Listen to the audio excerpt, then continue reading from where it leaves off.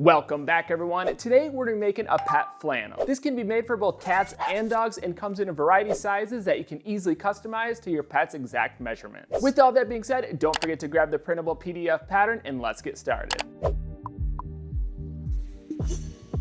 Getting started with supplies, you'll need 1 to 1 1/4 yards for your main fabric. And this depends on what size you're making. If you're making a smaller size, you can get away with 1 yard. If you're making a larger size, you're gonna wanna get 1 1/4 up to 1 1/2 if you're extending the pattern. And realistically, you can use any type of fabric for this pattern. You can use a knit, you can use a cotton, you can use a flannel. The most common routes are gonna be making a button-up flannel or making a Hawaiian style shirt. But I'm gonna be making mine out of a plaid flannel. It's very easy to work with, so if you're new to sewing, I recommend taking this route to start. But like always, get creative with it and use whatever fabric that's really gonna bring your design together. You'll need up to 14 inches of 1-inch width Velcro. This is gonna be used for the front closure. I found Velcro was the easiest solution to get it on quick and also make minor adjustments. You'll need a 1/4 yard of lightweight interfacing. This is gonna be used to get more structure within the collar. And this is optional if you don't wanna give it too much structure, you can skip this supply. But that's why I went with the lighter weight. It still has a nice flex to it, but also holds its position.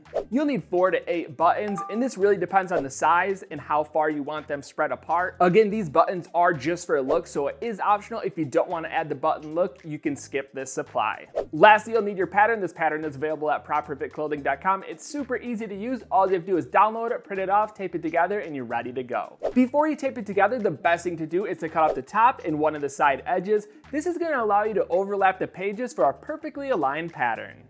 Once you have all your supplies gathered and your pattern printed out, it's time to move into cutting. And after taping your pattern together, it should look like this. Be sure to check your printer alignment for the best possible results. The next step is figuring out what size to use for your pet. If you're having a little bit of trouble with this, I'm going to show you how to measure your pet. The first measurement is neck, and that's exactly what it sounds like. You measure around your animal's neck at the base. After measuring, I typically add 1 inch to the neck because I don't want it to be too tight. Next, we have girth, and this measurement is going to go around the body at the high point of the chest. Just like in the last measurement, feel free to add an extra inch so the end product is not too tight on your pet. The last measurement is length. We're going to start at the base of the neck and measure all the way back to the center of the back leg. You can make it shorter or longer, and we'll get more into that once we start cutting the pattern. But a good target to measure to is the center of the back legs.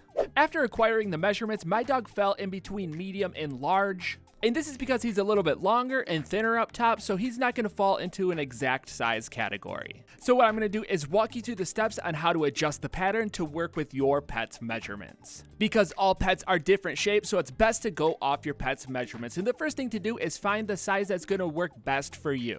For example, I'm picking medium, and from here we're going to start by adjusting the length.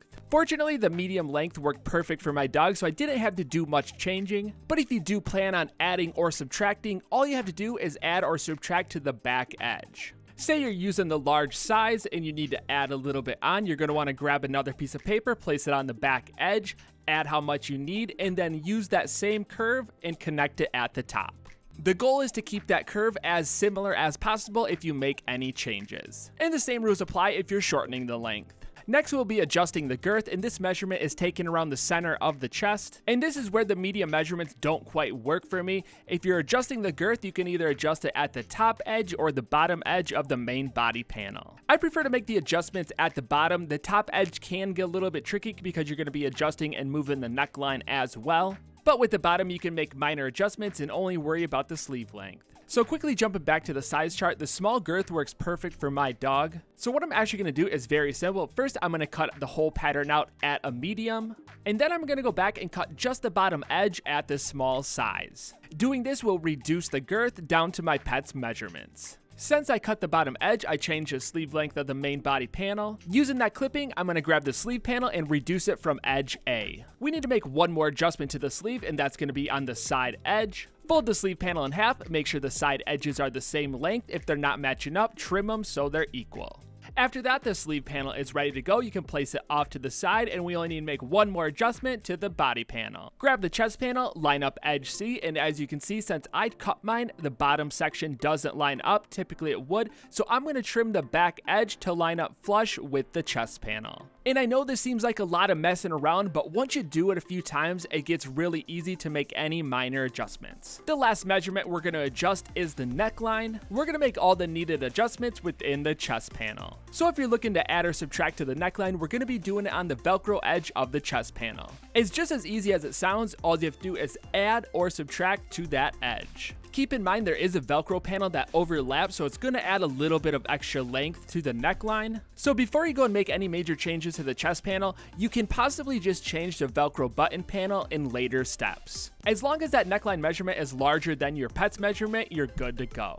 And just keep in mind you can always make the adjustments as you're going. But anyways, after picking the size and making your adjustments, you're going to want to end up with 4 chest panels cut out of your main fabric, 3 collar panels, 1 cut out of your interfacing, and 2 cut out of your main fabric. 2 Velcro button panels, both cut out of your main fabric. 4 sleeve panels, cut out of your main fabric. And lastly, 2 main body panels, both cut out of your main fabric on the fold. Alright, next we're going to be moving on to assembly, so grab the main body panels. Lay the panels out flat with right sides facing up. We only need 1 to start, so place 1 off to the side. Grab the sleeve panels, and again we only need 2 of the sleeve panels, so place 2 off to the side.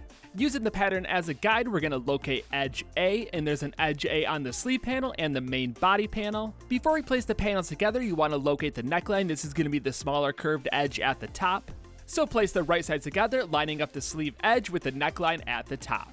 Stitch each edge at a 1/4 inch seam allowance. With both sleeves sewn on, we're going to lay it out with right sides facing up. The next step is optional. We're going to be adding a top stitch, so we're going to be folding that seam towards the inside main body panel and stitching directly on top of the seam allowance. I highly recommend adding this detail. It makes it look really nice and professionally made, but it also gives it extra strength. Moving on, grab your chest panels. We only need 2 to start, so place the other 2 off to the side. Using the pattern, we're going to locate edge B on both the chest panel and the sleeve panel. Just like with the sleeve panel, we're going to place the right sides together, lining up edge B with the neckline at the top. Stitch both chest panels down at a 1/4 inch seam allowance. And take your time sewing around the curves. It can get a little bit tricky. We'll be adding another top stitch. This time we're going to fold the seam allowance away from the main body panel towards the outside and stitch directly on top of the seam allowance. For the best results, I recommend using an edge presser foot. And as you can see, the top stitching kind of defined the sleeve and separated it from the body panels. Next, we're going to be folding the sleeve in half and lining up the side edges. Place a few pins and repeat this for the opposite sleeve. Along with the sleeve, we're going to be lining up the bottom of the chest panel with the side of the main body panel. This entire seam will become our side seam. Line up the opposite side and sew both side seams at a 1/4 inch seam allowance. After stitching, flip the assembly around so the right side is facing out, and you can start to see the formation of a mini shirt. Before we move on, we want to quickly go back to the side seam, fold the seam allowance towards the main body panel, and add a top stitch. This one can be a little bit tricky because you're going towards that little opening on the arm, so just take your time. And that side seam does take a lot of strain, so by adding that top stitch gives it a little bit more security and strength. We just completed one body assembly. You're going to want to grab your chest panel, sleeve panel, and main body panel and do the exact same thing one more time. And the key thing to note is that you want these panels as symmetrical and similar as possible because they're going to be going together. So if any of the edges are a little off, they're not going to fit correctly. Next, we're going to move on to assembling the collar panel. To start, we only need one of the collar panels, so place the other one off to the side. If you're adding interfacing, place the interfacing panel on the wrong side of the collar panel. The interfacing I'm using has an adhesive back, so I'm going to press it down. After pressing, flip it over to the right side, grab your second collar panel, and we're going to place the right side together, lining up the outside edges. Stitch the sides and the top edge at a 1/4 inch seam allowance, leaving the bottom edge open. Try to make it as neat as possible or you're going to have imperfections within the collar. Before flipping the right sides out, it's best to snip the corners. This helps reduce a little bit of the bulk. And in the end, once you flip the right sides out, it's going to make those corners nice and crisp. It takes a little messing around to get it dialed in. From here, we're going to add a top stitch around the outside edge. This stitch will be very noticeable, so you're going to want to make it as neat as possible. I do recommend using an edge presser foot to get the best results. But for now, we can place this panel off to the side and grab both of our Velcro button panels. Separate the panels with the right sides facing up, locate the Velcro placement guide. We're going to be using 1-inch Velcro. I found the 1-inch width worked great for this project. Lay the Velcro on the pattern within the Velcro placement guides. And simply just stitch each strip down. I'm stitching as close as I can to the edge on both sides of the Velcro. And feel free to play around with the width of the Velcro. I left room to go almost up to 2 inches. And you mainly want to make sure these strips are lined up because these panels will be overlapping when they're connected. But anyways, we can separate the panels using the pattern. We're going to locate the center fold guide, and that just means we're going to fold the panel in half with right sides together, place a few pins, and we're going to stitch the outside edges at a 1/4 inch seam allowance. After stitching, grab a pair of scissors and snip the Velcro ends flush with the seam allowance. Just like with the collar panel, we're going to snip the corners to reduce bulk to get a nice crisp edge. Flip the right sides out, and if you're having trouble with the corner, you can use a sharp object like the scissors to poke the corners out. Just make sure you don't accidentally snip the fabric. Once you're satisfied with the look, we're going to add a top stitch to the outside edge, leaving the bottom edge unstitched.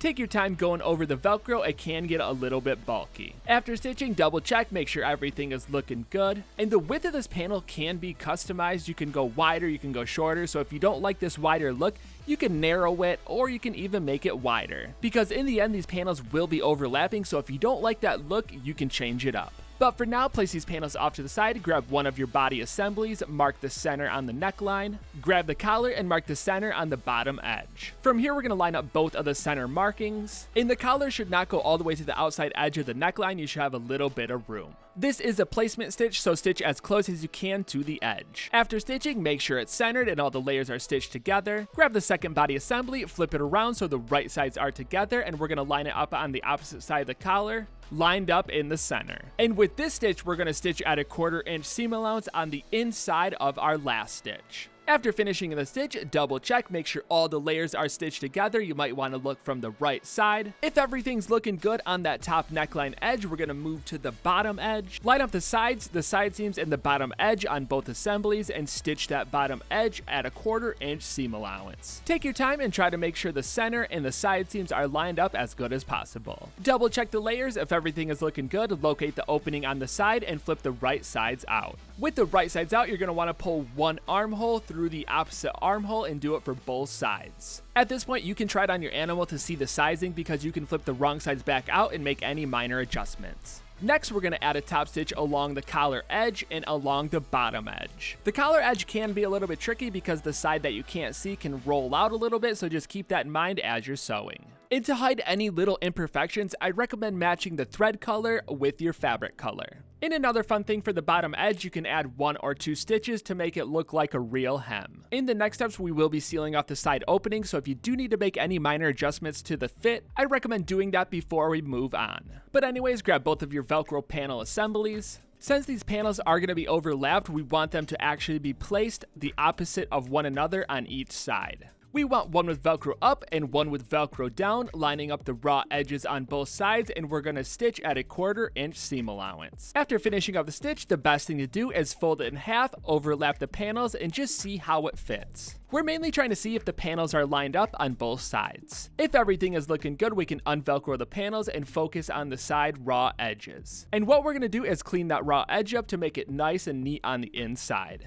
The easiest way to do that is to use a serger. It cuts and sews the edge at the same time. If you don't have a serger, I recommend trimming it nice with scissors and using a zigzag stitch. Both methods work and will help prevent fraying in the future. Flatten out the Velcro panel with right sides facing up, point the seam allowance towards the main body panel, and add a top stitch to both sides. Since we're sewing through multiple layers, use a heavier weight needle and take your time. Lay the assembly out flat, locate the arm openings. When it comes to the sleeves, there's a few different styles you can take. You can leave it frayed like that, or you can do what we're gonna do and hem it. It's very easy to do, just line up the side seam on both of the sleeve panels and roll the outside edge in so the right sides are together. I typically roll the edge in about 1/2 inch. Add a few pins to keep the layers in place, and we're going to stitch all the way around that outside edge as close as we can to the edge, and then we're going to add a second one a 1/4 inch away from the first one. And it can be a little bit tricky since it's a smaller opening, so if you need to de-thread and try again, you can totally do so.